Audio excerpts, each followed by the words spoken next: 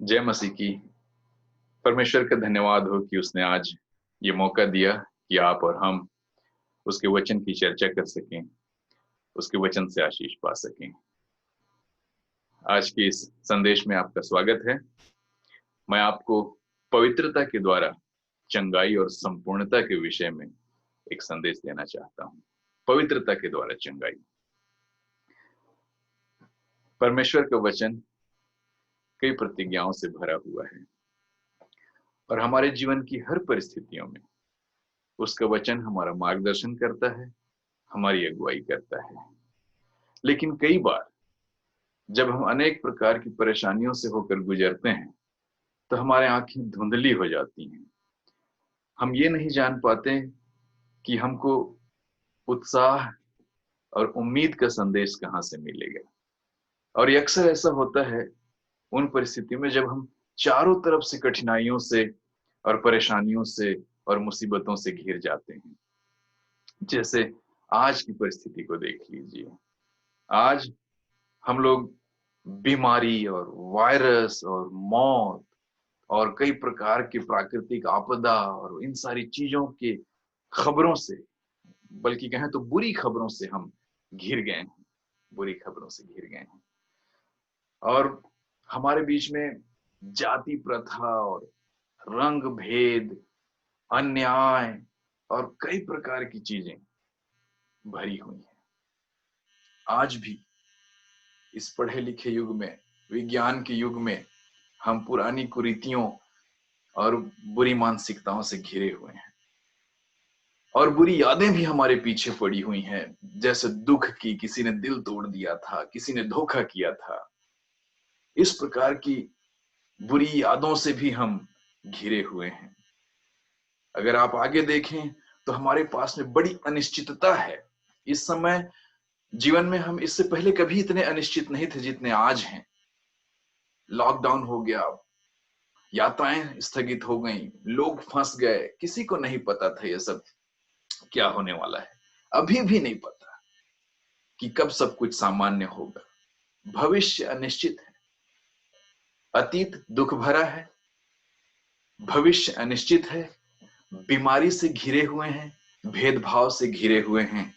ये चारों तरफ की अपनी परिस्थितियों को अगर हम देखें तो बड़ा निराश हो जाता है मन, बड़ी उदासी सी छा जाती है दिल दिमाग में। और ये एक सामान्य प्रभाव है। ये अभिशापों का एक सामान्य प्रभाव है, श्राप का, जिससे हम घिरे हुए हैं। जाति प्रथा, रंग भेद, काले गोरे का भेद और ये कोरोना वायरस, ये सब मानव जाति पर अभिशाप हैं। अभिशाप है, कर्स है। इन्होंने हमें विभाजित कर दिया है, अलग कर दिया है, परिवारों को अलग कर दिया है, मित्रों को अलग कर दिया है। बहुत तकलीफ हुई है इन दिनों हम लोगों को, बहुत नुकसान हुआ है इन दिनों हम लोगों को।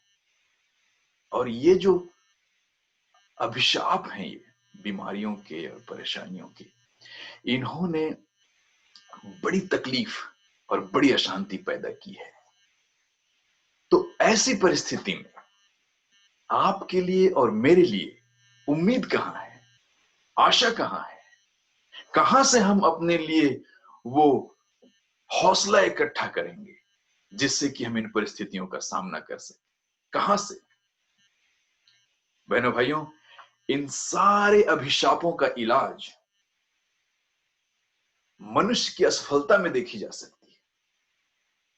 इलाज क्या? आप कह लीजिए, आप उनको जिम्मेदार ठहरा सकते हैं। मनुष्य को जिम्मेदार ठहरा सकते हैं कई गलतियों के लिए, गलत निर्णयों के लिए, गलत दिनचर्या के लिए, गलत आदतों के लिए, गलत ख्यालों के लिए, कई प्रकार की चीजों के लिए। पर वो समाधान नहीं है। आरोप प्रत्यारोप समाधान नहीं है। तो समाधान क्या है? समाधान है परमेश्वर की योजना, समाधान है परमेश्वर का वचन। मैं आपका ध्यान परमेश्वर की उन प्रतिज्ञाओं की ओर ले जाना चाहता हूं जिनसे इन अभिशापों से हम मुक्त हो सकते हैं और खुशहाल जीवन जी सकते हैं। आप मेरे साथ आए और जीवित और सच्चे परमेश्वर के वचन पर मनन करें। मैं आज आपके सामने इन अनिश्चितताओं और बीमारियों और शंकाओं और भेदभावों के बीच में परमेश्वर के जीवित वचन का प्रचार करना चाहता हूं और उसके वचन से उन प्रतिज्ञाओं को आपके सामने रखना चाहता हूं, जिससे आपको और मुझको इन परिस्थितियों का सामना करने के लिए और उज्जवल भविष्य की ओर बढ़ने के लिए मदद मिल सके। सबसे पहले मैं आपके सामने परमेश्वर की चंगाई की प्रतिज्ञाओं को रखना चाहता हूं। बाइबल का परमेश्वर, जमीन और आसमान को बनाने वाला परमेश्वर सारी बातों पर नियंत्रण रखता है और वही परमेश्वर हमें चंगाई का वादा करता है। उसके वचन में लिखा है, अगर आप मेरे साथ निकाल सकते हैं अपने बाइबल में से तो देखिएगा, यिर्मयाह की पुस्तक, यिर्मयाह की पुस्तक उसका 30 अध्याय देखिए। यिर्मयाह नबी की पुस्तक 30 अध्याय 17 वचन। यहां इस प्रकार से कहता है परमेश्वर का वचन। परमेश्वर कहता है, मैं तुझे स्वस्थ करूंगा, मैं तुम्हारे घावों को चंगा करूंगा। 17 वचन, यिर्मयाह 30 का 17 परमेश्वर का वचन है। मैं तुम्हें स्वस्थ करूंगा और मैं तुम्हारे घावों को चंगा करूंगा। और देखिए आगे वचन में,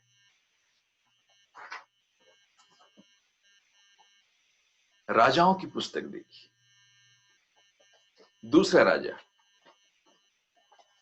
20 अध्याय 20 अध्याय 5वां पद। दूसरा राजा 20 अध्याय 5वां पद देखिएगा, लिखा है, मैंने तेरे आंसू देखे हैं। 5वें पद बीच से देखिएगा, मैंने तेरे आंसू देखे हैं, देख मैं तुझे चंगा कर दूंगा। परमेश्वर कह रहा है अपने लोगों से कि मैंने तुम्हारे आंसू देखे हैं, मैं तुम्हें चंगा कर दूंगा।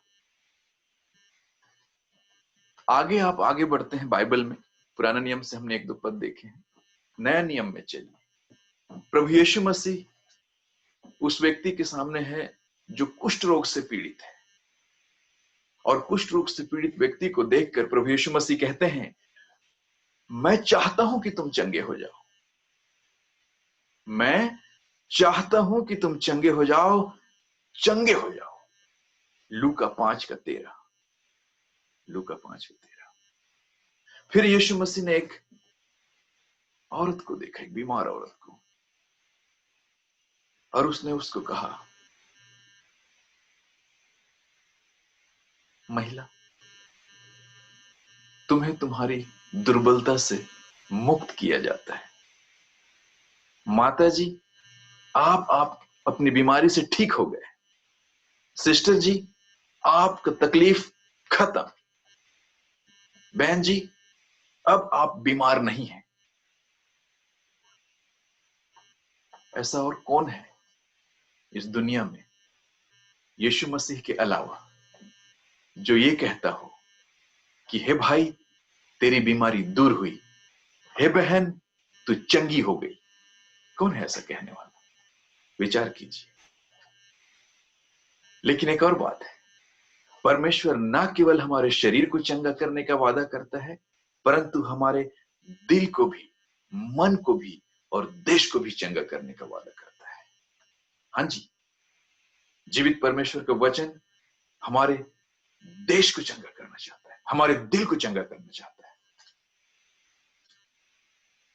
ये जो हमारे बीच में आज अमेरिका में रंग भेद चल रहा है, वर्णवाद चल रहा है, ये जिसमें गोरे और काले का जो भेद चल रहा है, और हमारे यहाँ जो जाति प्रथा है, आज भी है। आप जाके देखिए, उसका दंश अभी भी कायम है।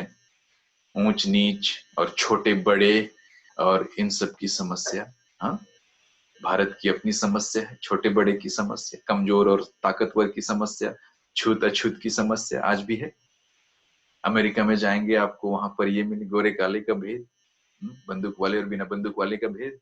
आप अन्य देशों में जाइए, आपको अलग अलग प्रकार की समस्याएं मिलेगी। हम समस्याओं से घिरे हुए ही हैं, परंतु इन समस्याओं का जड़ क्या है? इनके ये तो अभिशाप है, ये समस्याएं अभिशाप है मैंने कहा, लेकिन इनका जड़ क्या है? मैंने कहा, शुरू में ही कहा, मानवीय जिम्मेदारी है कुछ इनके पीछे। तो ये जिम्मेदारी आती कहां से, ये पैदा कहां से होती है, ये बुराइयां उठती कहां से हैं? देखिएगा यिर्मयाह के 17 अध्याय उसके 9 वचन में लिखा है कि दिल तो सब बातों से अधिक धोखेबाज है। दिल जो है सब चीजों से अधिक धोखेबाज है? बहुत बीमार है दिल, उसे कौन समझ सकता है? मन तो, दिल तो, हृदय तो सबसे अधिक धोखेबाज है। उसके उस अंधकार को, उसकी उस कमजोरी को, दुर्बलता को, समस्या को कौन समझ सकता है? कौन समझ सकता है? हमारे यहाँ संस्कृति में, हमारी संस्कृति में, भारतीय संस्कृति में, बॉलीवुड की संस्कृति में कहते हैं दिल तो पागल है, गलत काम करता है, गलत निर्णय लेता है। हाँ, किसी को छोटा किसी को बड़ा समझता है, किसी को अच्छा किसी को खराब समझता है। दिल ही तो है। तो समस्या हमारे रंग की नहीं है, हमारे त्वचा के रंग की समस्या नहीं है। समस्या जाति की नहीं है, जाति की नहीं है। ये तो इस मन ने बनाया है, ये सब भेदभाव। जो सोचता है, जो बुरा सोचता है, जो गलत सोचता है, उसने बनाया है। तो मतलब मन कठोर है, मन की मति मारी गई है। वो मानव मात्र को भाई भाई नहीं समझता, स्त्री को बहन बहन नहीं समझता, समस्त मानव जाति को एक बड़ा समुदाय, एक बड़ा परिवार, सब एक मानव समुदाय नहीं समझता। इसकी अंडरस्टैंडिंग खराब हो गई है, इसकी समझ में जो है लोचा है। दिल सचमुच पागल है। इसीलिए पौलुस भी कहता है नया नियम में, बहुत ही चुनौतीपूर्ण शब्द में कहता है, और मैं पढ़ता हूं आपको, आपके लिए वो देखिए, इफिसियों की पत्री में उसके 4थे अध्याय में पौलुस प्रेरित प्रभु यीशु मसीह का बहुत बड़ा दास, हमेशा से एक आदर्श है सेवकाई में, कहता है 4थे अध्याय के 18 वचन में, क्योंकि उस अज्ञानता के कारण जो उनमें है और उनके मन की कठोरता के कारण उनकी बुद्धि अंधकारमय हो गई है और वो परमेश्वर के जीवन से अलग हो गए हैं। ये भेदभाव क्यों? ये छुआछूत क्यों? ये ऊंच नीच क्यों? क्योंकि बुद्धि अंधकारमय हो गई है। बुद्धि अंधकारमय हो गई है, और बुद्धि अंधकारमय इसलिए हुई है क्योंकि मन कठोर हो गया है। और ऐसे कठोर मन के कारण ही लोग परमेश्वर के जीवन से अलग हो गए हैं।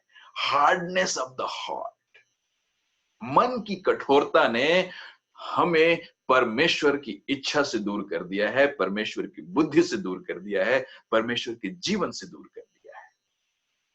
आप और हम सोचते हैं कि समस्याएं प्राकृतिक हैं, समस्याएं सांसारिक हैं, समस्याएं इधर उधर की हैं, समस्याएं बाहर की नहीं हैं, समस्याएं अंदर की हैं। जो मन है हमारा, वो हमारे सोच, हमारे ख्याल, हमारी कल्पनाओं का केंद्र है।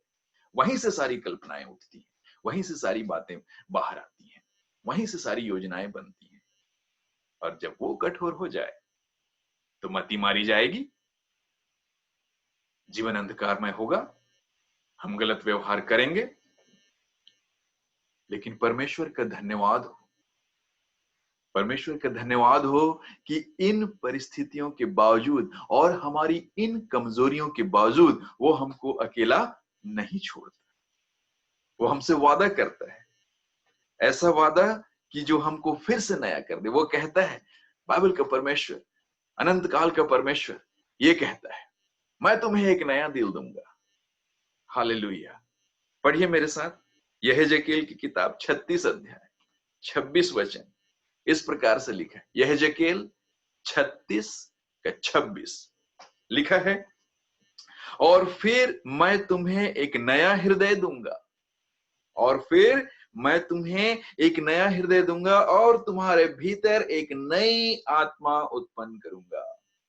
और सुनिए, और तुम्हारी देह में से, तुम्हारे शरीर में से पत्थर का हृदय निकाल कर मैं तुम्हें मांस का हृदय दूंगा। परमेश्वर हमारे कठोर मन को बदल देगा, हमारे पत्थर के दिल को, पत्थर के दिल को निकाल कर मांस का दिल भर देगा हमारे। वो दिल जो धड़कता है, वो दिल जो दया करता है, वो दिल जो प्रेम करता है, मोहब्बत करता है, सेवा करता है, लोभ लालच नहीं करता, बुरा नहीं करता, ऐसा दिल परमेश्वर हमको देगा, क्योंकि ये उसी परमेश्वर की प्रतिज्ञा है जो हमें चंगा करना चाहता है। तो बहनों भाइयों, न केवल हमारे शरीर की बीमारियों को प्रभु चंगा करेगा, परंतु हमारे मन को भी नया करेगा। और जब हम शरीर से नए हो जाएंगे और मन से नए हो जाएंगे, तब हम वास्तव में वो इंसान बन पाएंगे जो परमेश्वर हमसे चाहता है। और देखिए उसकी प्रतिज्ञा, जब वो हमारे मन को ठीक करेगा, जब वो हमारे शरीर को ठीक करेगा, तो वो हमारे देश को भी ठीक कर देगा। यिर्मयाह की किताब में दोबारा आपका ध्यान उसकी ओर ले जाना चाहता हूं।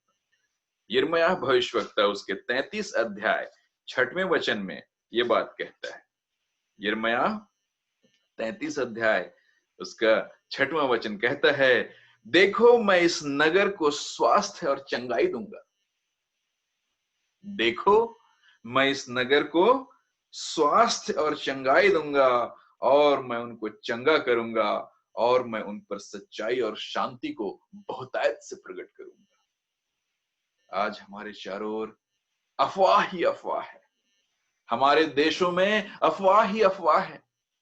पता नहीं आज की मीडिया क्या चाहती है, पता नहीं लोगों को क्या सिखाना चाहते हैं। जो बातें हुई नहीं है वो बातें बताना, हा? जो देश जिस काम के लिए है नहीं, उस काम से उसका नाम लगाना। क्या हो रहा है? इतनी अशांति क्यों, इतनी मारामारी क्यों, इतना ब्रेकिंग क्यों, इतना इतना ज्यादा तोड़फोड़ क्यों समाचारों? मन खराब हो गया है, और मन की खराबी का इलाज परमेश्वर के पास है। मन की खराबी का इलाज परमेश्वर के पास है। एक और वचन की ओर मैं आपका ध्यान ले जाना चाहता हूं। एक और वचन देखिए मेरे साथ, गलातियों की पत्री निकालिएगा। गलातियों की पत्री, आराम से देखिए, गलातियों की पत्री उसका 3रा अध्याय, गलातियों की पत्री देखिएगा 3रा अध्याय 26 से पढ़ेंगे हम। इस प्रकार से लिखा है यहां, गलातियों की पत्री 3रा अध्याय 26 से 29 तक परमेश्वर के वचन में यह लिखा है, क्योंकि तुम सब उस विश्वास के द्वारा जो मसीह यीशु पर है परमेश्वर की संतान हो। तुम सब परमेश्वर की संतान हो यीशु मसीह पर विश्वास करने के द्वारा। तुम में से जितनों ने मसीह का बपतिस्मा लिया है, उन्होंने मसीह को पहन लिया है। जिन्होंने यीशु मसीह का बपतिस्मा लिया है, उन्होंने मसीह को पहन लिया है। अब ना कोई यहूदी है, ध्यान से सुनिएगा, अब ना कोई यहूदी है, न यूनानी, न कोई दास, न कोई मालिक, न कोई स्वतंत्र, न कोई पुरुष, न कोई स्त्री, न कोई काला, ना कोई गोरा, ना कोई अछूत, ना कोई छोटा, ना कोई बड़ा, ना कोई ऊंचा, ना कोई नीचा, क्योंकि तुम सब मसीह में एक हो। क्योंकि तुम सब मसीह में एक हो। कितना सुंदर वचन है, कितना सामर्थ्य से भरा वचन है, कितना जबरदस्त संदेश है, समस्त मानव जाति के भाईचारे का संदेश। बहनों भाइयों, आज यही संदेश हमारे बीच से गायब हो रहा है। हमारे बीच में विभाजन की रेखा मोटी होती जा रही है। फिर से एक समय था, एक अंधकार का समय था, जब हम सत्य से वाकिफ नहीं थे, हम जानते नहीं थे कि सच्चाई क्या है, भाईचारा क्या है, विश्व बंधुत्व क्या है। एक बार फिर से जैसे जैसे लोगों को मौका मिला, बुराइयों को बढ़ाने लगे, स्वार्थ सिद्धि के लिए, मन कठोर, बीमार, इन्हीं कारणों से। परंतु आप परमेश्वर की प्रतिज्ञाओं पर ध्यान लगाएं। मैंने कहा, हम चारों तरफ से बीमारियों से, आपातकालीन परिस्थितियों से, आपदाओं से और कठिनाइयों से, असमंजस से, अनिश्चितता से घिर गए हैं, भर गए हैं। और ऐसी परिस्थिति में हम परमेश्वर के वचन की ओर मन लगाते हैं, क्योंकि उसकी प्रतिज्ञाएं चंगाई की हैं, छुटकारे की हैं। हर बीमारी से वो हमको स्वस्थ करेगा और हर परेशानियों से वो हमको बाहर निकालेगा। परमेश्वर की यही योजना है। जीवित परमेश्वर, जमीन और आसमान को बनाने वाला अनंत काल का परमेश्वर, उसकी यही इच्छा है। वो प्रभु यीशु मसीह के द्वारा हमारा मार्गदर्शन करता है। उसकी प्रतिज्ञाएं, उनका कोई मुकाबला नहीं, उन प्रतिज्ञाओं को कोई कोई तुलना नहीं है, कहीं नहीं है। देख लीजिए, मैंने कहीं नहीं पाया। परमेश्वर की प्रतिज्ञाएं परमेश्वर के वचन में। और अब सवाल ये आता है कि इन प्रतिज्ञाओं को, परमेश्वर के इन वायदों को हम अनुभव में कैसे लाएं, इन्हें प्राप्त कैसे करें। तो साथियों, मैं दूसरे भाग में, इस संदेश के दूसरे भाग में आपको बताना चाहता हूं कि परमेश्वर के इन प्रतिज्ञाओं को अनुभव करने के लिए हमें क्या करना चाहिए। सबसे पहले मैंने आपको बताया कि हम कठिनाइयों से घिरे हुए हैं, असमंजस, अनिश्चितता से घिरे हुए हैं, बीमारियों से घिरे हुए हैं। लेकिन उन सब परिस्थितियों में जब चारों तरफ दुनिया हमको निराशा का समाचार देती है, डराती है, तो परमेश्वर के वचन में हम जीवित प्रतिज्ञाओं को पाते हैं, जो हमारे चंगाई के लिए है, जो हमारे शरीर, मन और देश की चंगाई के लिए। इन प्रतिज्ञाओं के बीच में आप और हम जब ये देखते हैं कि अब इनको पाएं कैसे, प्राप्त कैसे करें, तो परमेश्वर के वचन से 5 बातें आपके सामने रखूंगा बड़े संक्षेप में, फिर उसके बाद हम आगे बढ़ते हैं। सबसे पहली बात, यदि हम परमेश्वर की प्रतिज्ञाओं को आज की परिस्थिति में प्राप्त करना चाहते हैं, तो सबसे पहले हमें इस बात को करना होगा कि हम दूसरे देवी देवताओं की उपासना ना करें। ध्यान से सुनिएगा, दूसरे देवी देवताओं की उपासना ना करें। निर्गमन की पुस्तक निकालिए मेरे साथ। निर्गमन की पुस्तक, शुरू में चलिए, उत्पत्ति के बाद। निर्गमन की पुस्तक में 23 अध्याय में 24 वचन मैं आपके सामने पढ़ूंगा। निर्गमन 23:24 लिखा है, उनके देवताओं की पूजा ना करना, ना उनकी उपासना करना और ना उनके समान कार्य करना, परंतु उनको पूरी रीति से नष्ट कर डालना और उनकी लाटों के टुकड़े टुकड़े कर देना। कठिन वचन है। दूसरे देवी देवताओं की उपासना मत करना, कठिन वचन है ये। आजकल कई प्रकार के नए देवी देवताएं हमारे चारों तरफ फैल गए हैं। नए देवी देवताएं, हाँ, संस्कृति, विज्ञान, मीडिया भी एक देवता बन गया है अब तो। कुछ भी परोसते हैं, लोग विश्वास कर लेते हैं, ऐसे मान लेते हैं जैसे वो सच ही बोल रहे हैं। कोई जरूरी नहीं कि मीडिया की सारी चीजें सच हो। व्हाट्सएप और मैसेंजर में फॉरवर्ड किए जाने वाले सारे समाचार सच नहीं है, सच नहीं, सबको पता है। जिनके पास थोड़ा भी मन साफ है, दिमाग में अभी जिनके बत्ती गुल नहीं हुई, उन्हें सबको पता है कि हर चीज जो दुनिया में लोग बता रहे हैं अफवाह है। बहुत सारी चीजें अफवाह है, बहुत सारी चीजें, क्योंकि उनको आधार नहीं है। लोग टीआरपी बढ़ाने के लिए, अपना दर्शक बनाने के लिए शॉकिंग न्यूज, ब्रेकिंग न्यूज देते हैं। अरे ऐसे न्यूज क्यों देना जो किसी को तोड़ दे, किसी को दिमाग खराब कर दे। ऐसे समाचार दो जिससे जिंदगी बन जाए। लेकिन मीडिया एक देवता का रूप ले चुका है। कई लोग अपना सब कुछ वहीं से शुरू करते हैं। हमारी संस्कृति हमें कंफ्यूज कर रही है आज की डेट में। हमारी धार्मिक संस्कृतियां बड़ी अजीब हैं। कुछ लोग कोरोना को मां कहने लगे हैं। जैसे चेचक को माता कहते थे, वैसी कोरोना को भी माता कहने लगे हैं। स्कूल के बच्चों को कोरोना देवी के उत्सव का, त्योहार का छुट्टी है बोल दिया गया।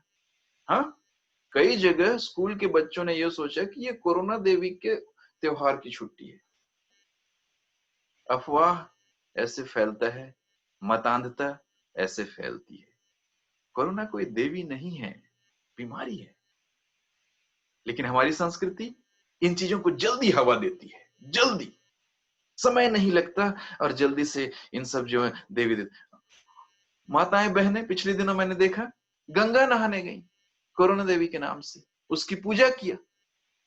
हमारे देश में ही हो सकता है ये सब। अफसोस, दुर्भाग्य, मती मारी गई है। आज भी हम बंधन में हैं, आज भी हम अंधविश्वास में हैं। और विज्ञान विज्ञान चाहे जितना भी अंदाजा लगा ले, ऑलमोस्ट भगवान माना जाता है वो, जबकि हर बार डॉक्टर यही कहते हैं भाई हमने अपनी कोशिश कर ली, आगे आगे क्या होगा हमें नहीं पता, कहते हैं वो। लेकिन हम फिर भी यही सोचते हैं कि जो दवाई वो दे रहे हैं। मैंने एक बार एक नर्स से पूछा, ये जो सफेद सफेद है ये क्या चीज है जिसमें इसमें हर दवाई में एक सफेदी है, जो हर गोली एक सफेद। उन्हें खुद को नहीं पता कई लोगों को कि ये क्या चीज है, कौन से केमिकल्स है, कितने केमिकल्स हमारे शरीर में भरे जा रहे हैं। कुछ लोग ठीक हो जाते हैं, वो है, विज्ञान का अपना रोल है, दवाइयों का अपना रोल है, कहीं कहीं पर है चंगा। सबके लिए हर दवाई हर जगह नहीं काम आती है। विज्ञान भगवान नहीं है, विज्ञान ईश्वर नहीं है, एक माध्यम है, एक जरिया है, इंसान की खोज है, कोशिश है, प्रयास है। अच्छी बात है, परमेश्वर के दिए बुद्धि के द्वारा जीवन को आसान करने का, चंगाई का, इलाज का साधन है, बढ़िया है। पर भगवान नहीं, नर्स और डॉक्टर भगवान नहीं, इंसान है, उनकी पूजा नहीं, उनकी पूजा नहीं कर सकते, बीमारी की पूजा नहीं कर सकते, बीमारी को ठीक करने वाले इंसान की पूजा नहीं कर सकते, मीडिया की पूजा नहीं कर सकते। बहुत ज्यादा विज्ञान पर निर्भर नहीं हो सकते आप। विज्ञान तरक्की कर रहा है, विज्ञान फाइनल नहीं है, है? संस्कृति हमारे चारों ओर जो है उस पर आप निर्भर नहीं रह सकते, उसका विचार रोज बदल रहा है।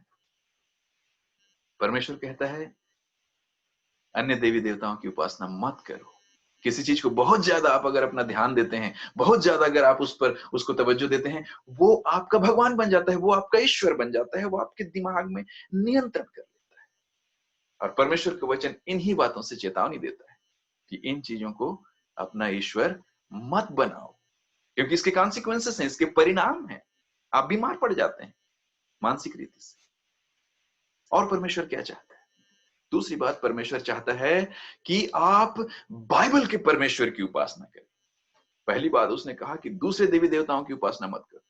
फिर वो कहता है बाइबल के परमेश्वर की उपासना करो। Worship the Lord your God, अपने प्रभु परमेश्वर की उपासना करो। क्यों? देखिए आगे का अगला पद देखिए, उसी पुस्तक में, निर्गमन की पुस्तक 23 अध्याय 25वां पद देखिए, लिखा है परंतु तुम अपने परमेश्वर की उपासना करो, तुम अपने परमेश्वर की उपासना करो, अपने यहोवा परमेश्वर की उपासना करना, और वो तुम्हारे अन्न जल पर आशीष देगा, वो तुम्हारे अन्न जल पर आशीष देगा। और वो कहता है मैं तुम्हारे बीच से रोग को दूर कर दूंगा, मैं तुम्हारे बीच से बीमारी को दूर कर दूंगा, बीमारी को दूर कर दूंगा। बहनों भाइयों, एक बार फिर मैं आपसे पूछना चाहता हूं, कौन परमेश्वर है दुनिया में ऐसा जो इस बात को कहता है कि बीमारी को दूर कर देगा? कौन है जो कहता है कि मैं तुम्हारे अन्न और जल को आशीष दूंगा? कौन है? बताइए। प्रभु यीशु मसीह का नाम एक ऐसा नाम है जिससे सब बीमारियों की चंगाई और सब तकलीफों से छुटकारा है। प्रेरितों काम 4 अध्याय के 12 वचन में लिखा है, क्योंकि आसमान के नीचे और जमीन पर कोई और दूसरा नाम नहीं है जिसके द्वारा हम चंगाई पा सकें, केवल यीशु के नाम को छोड़कर। हालेलुया। केवल प्रभु यीशु ही वो प्रभु है जो चंगाई देता है, छुटकारा देता है, फिर से हमारे जीवन का नव निर्माण करता है और हमें आज और हमेशा के लिए बचा लेता है। पर उस उद्धार को जो प्रभु यीशु मसीह में हमारे लिए है, उसका हम कैसे प्राप्त करेंगे? उसके लिए अगला है बिंदु जिस पर मैं आपको बताना चाहता हूं कि जरिया क्या है जिसके द्वारा हम इस चीज को जान जाएंगे, इस चीज को प्राप्त करेंगे। कैसे हम परमेश्वर की इस आशीष को प्राप्त करें जो यीशु मसीह में हमारे लिए उपलब्ध है? देखिए अगली बात, याकूब की पत्री 5 अध्याय 16 वचन।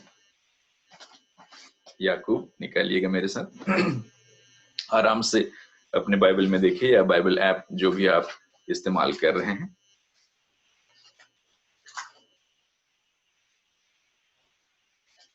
याकूब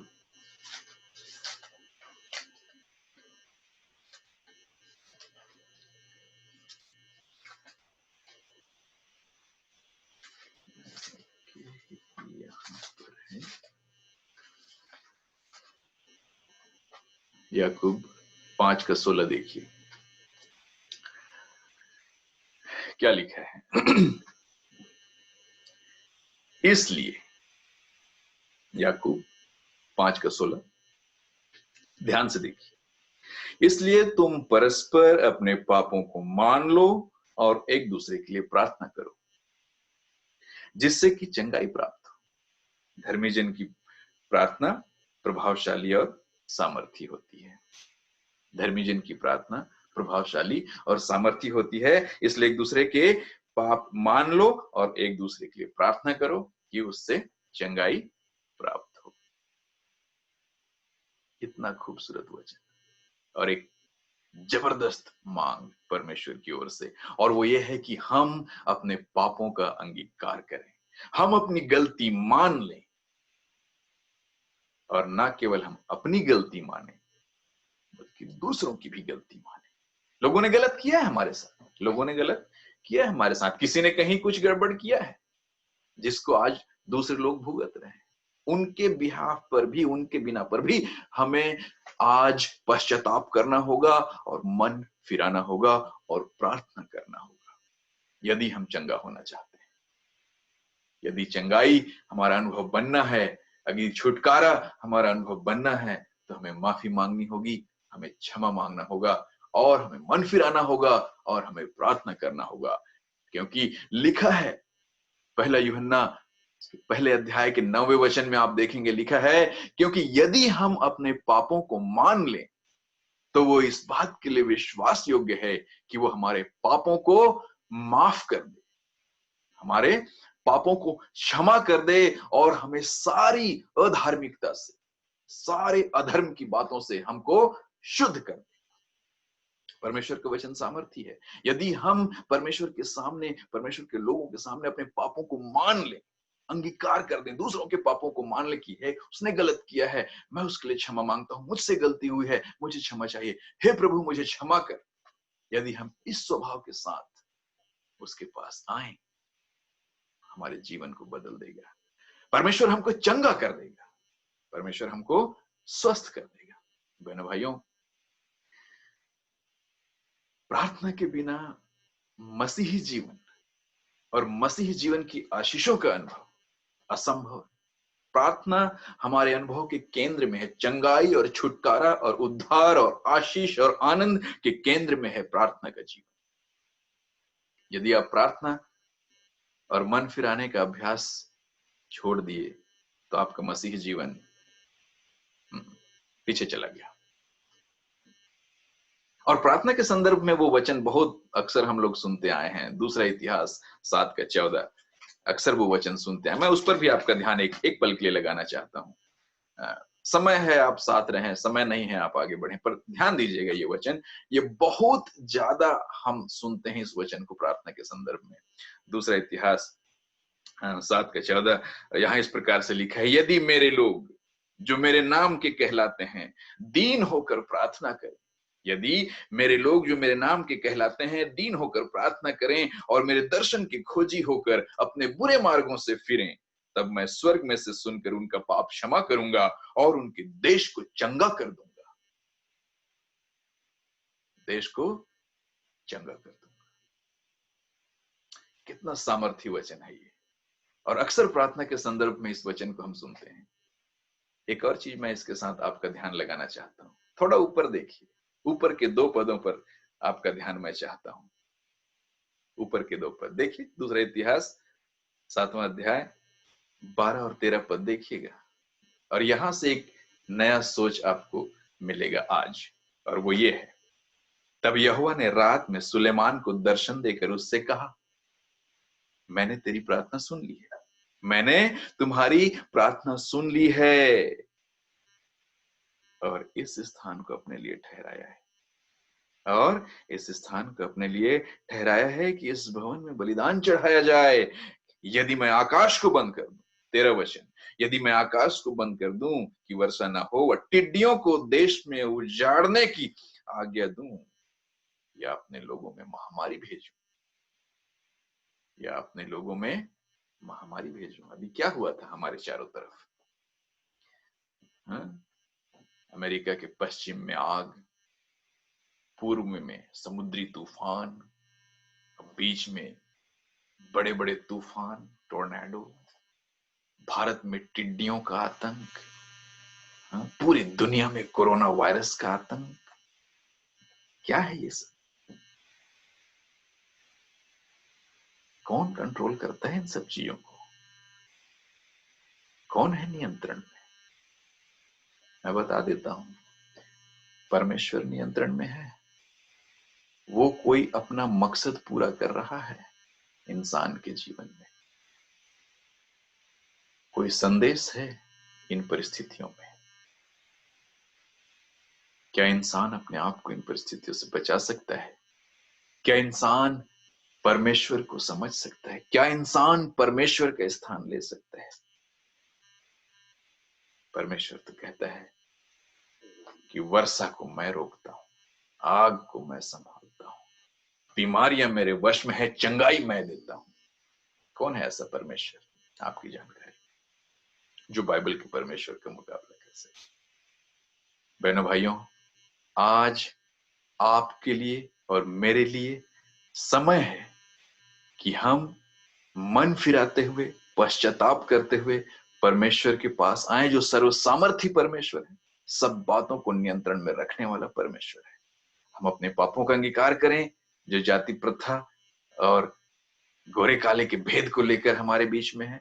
इन इन पापों के लिए हमें अंगीकार करना होगा, क्षमा मांगनी होगी, तभी हमको चंगाई मिलेगा, नहीं तो हम महामारियों में मारे जाएंगे। वचन तो यही कहता है। फिर भी एक और बात जो मैं आपके सामने रखना चाहता हूं, वो ये है कि न्याय ना करें।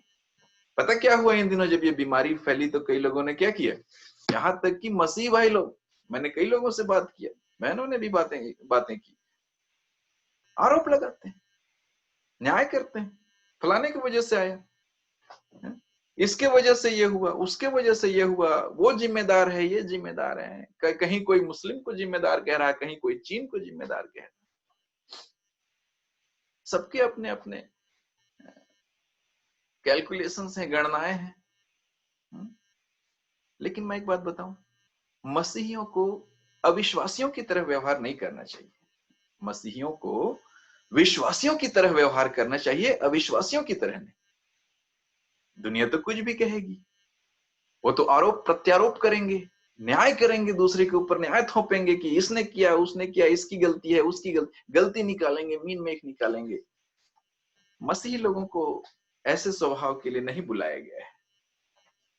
ये न्याय करने का अवसर नहीं है, ये सेवा करने का अवसर है, जैसे कि हमारे कुछ लोगों ने किया है, अब बहुतों ने किया है।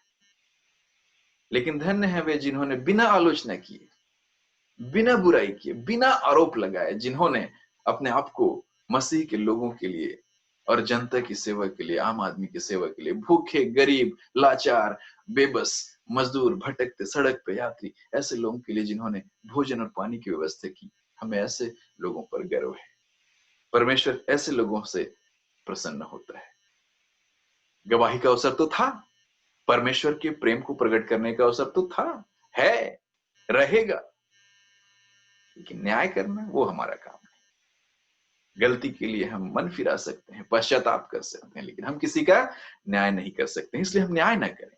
और अगर हम न्याय ना करें, और यदि हम केवल परमेश्वर के प्रेम को प्रकट करें, और अगर हम केवल उसकी इच्छा को लोगों के बीच में रखें, यदि हम केवल लोगों को उत्साहित करें, एकजुट करें, तो कैसे करें?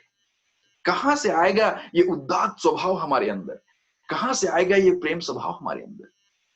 बहनों भाइयों, मैं आपको बताना चाहता हूं कि परमेश्वर के वचन में हमारे लिए मार्गदर्शन इस बात के लिए भी है। वचन कहता है पवित्र बनो, ये 5वीं बात है। मैंने आपके सामने रखा, दूसरे परमेश्वर की आराधना मत करो। यदि परमेश्वर की चंगाई और संपूर्णता, छुटकारा, आरोग्य और सुख शांति को अगर आप प्राप्त करना चाहते हैं, दूसरे परमेश्वर की उपासना ना करें, बाइबल के परमेश्वर की उपासना करें, अपने पापों का अंगीकार करें, दूसरों का न्याय ना करें, प्रार्थना करें। और पांचवी और अंतिम बात, पवित्र बने। प्रेरित पतरस, जो कि जिसे मैं अपना पूर्वज भी मानता हूं, मछुआरा था, जिसे प्रभु ने अपने शिष्य होने के लिए, मैं भी मछुआरा था। परमेश्वर का धन्यवाद हो कि उसने हमें इन परिस्थितियों से चुना। तो प्रेरित पतरस जो है वो लिखता है, उसके पहले पत्री में, पहले अध्याय के 16 वचन में खूबसूरत वचन लिखा है। कहता है कि वचन में लिखा है, पवित्र बनो क्योंकि मैं पवित्र हूं। पवित्रता के द्वारा चंगाई, पवित्रता के द्वारा छुटकारा।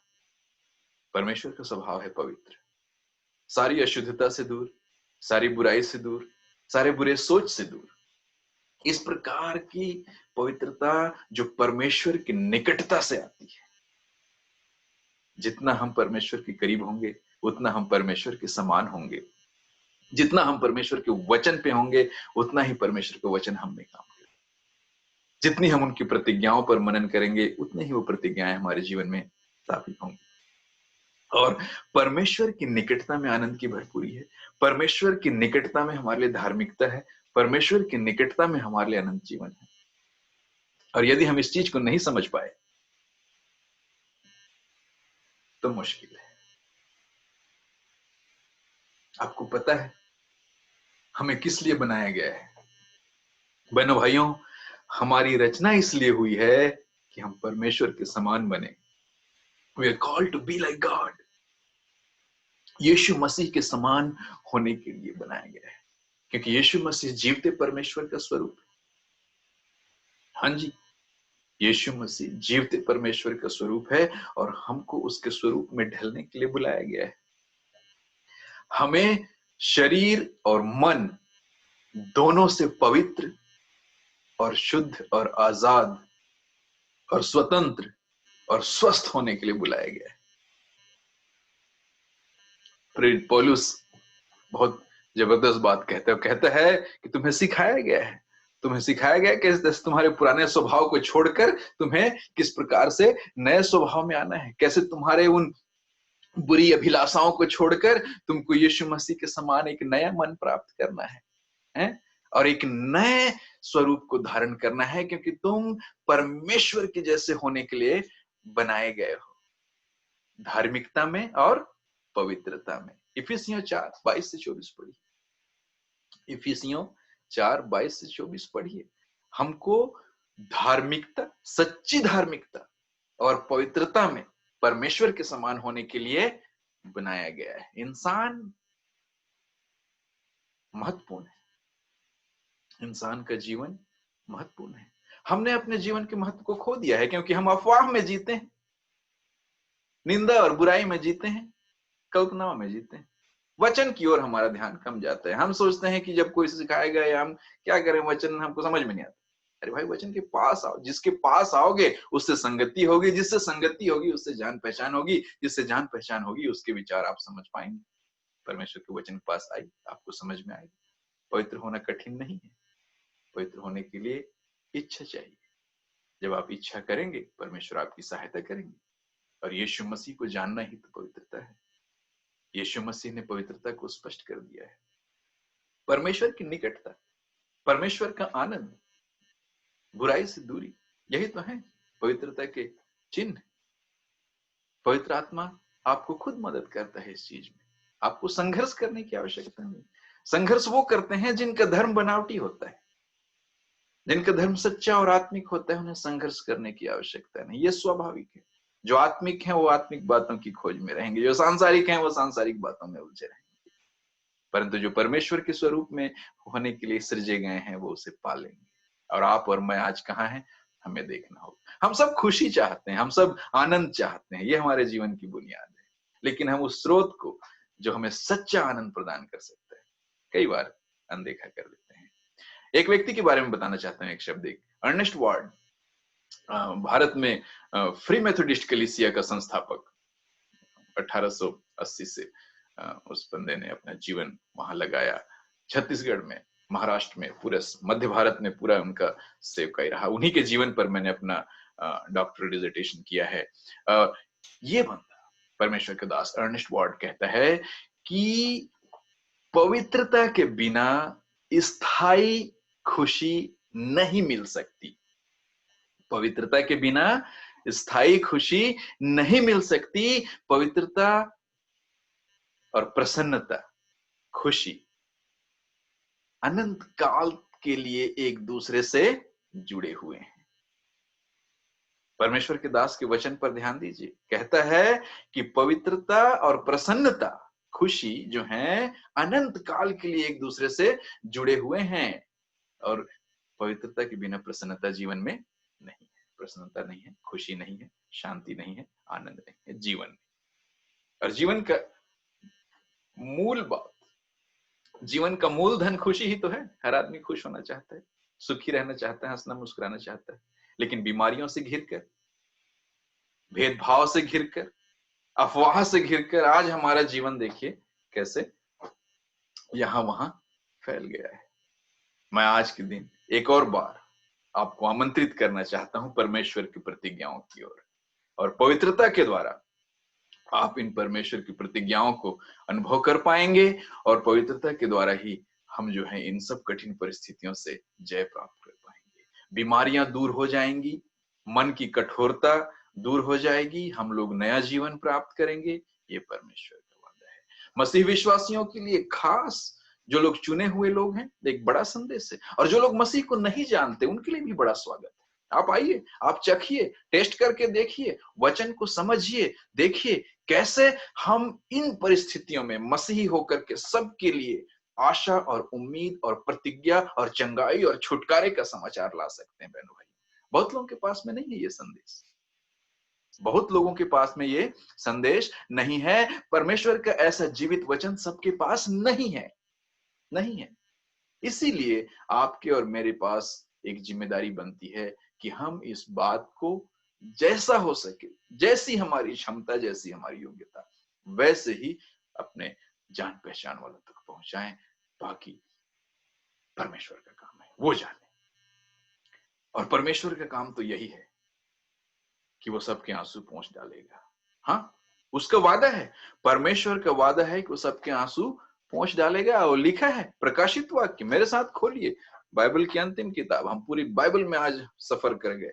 देखिए बाइबल की अंतिम किताब 21 अध्याय, प्रकाशित वाक्य 21 अध्याय, उसका 4था वचन इस प्रकार से लिखा है परमेश्वर के वचन में, और वह उनकी आंखों से सब आंसू पोंछ डालेगा, और वह उनके आंखों से सब आंसू पोंछ डालेगा। फिर न कोई मृत्यु रहेगी, न कोई शोक रहेगा, न कोई विलाप होगा, न कोई पीड़ा रहेगी। पहली बातें सब बीत गई हैं। हालेलुया। तब कोई ना कोरोना वायरस होगा, ना तब कोई जातिगत भेदभाव होगा, ना कोई गोरे काले का भेद होगा, ना कोई चिंता, ना कोई अनिश्चितता होगी, ना कोई अन्याय होगा। सारी बुराइयों का अंत हो जाएगा। बहनों भाइयों, परमेश्वर की प्रतिज्ञा पर विश्वास कीजिए। मैं आपको नहीं सिखा सकता, पवित्र आत्मा सिखा सकता है। उसके पास आइए, उससे विनती कीजिए। आइए परमेश्वर की प्रतिज्ञाओं पर विश्वास करें और पवित्रता के द्वारा चंगाई और संपूर्णता का जीवन प्राप्त करें। मेरे साथ आपने यह समय बिताया, बहुत बहुत धन्यवाद। प्रभु आपको बहुतायत से आशीष दे। अगर किसी बात में चर्चा करनी हो जरूर संपर्क करें। जय मसीह की।